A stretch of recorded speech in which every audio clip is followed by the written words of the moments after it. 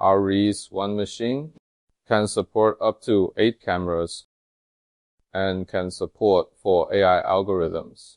This is a DM's camera, and it can also support 7 ordinary cameras. Let's take this as an example.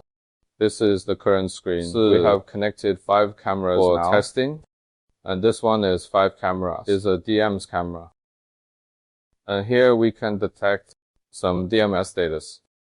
It's connected, and then now during our test, we are connecting to the NVC integrated host. This radar can be connected to 4 radars. The Hangebo radar can detect 40 meters or 20 meters which radar, can be matched arbitrarily. And this one, the main combination of the whole possible set. It's for this kind of large-scale mining scenarios to do a product application.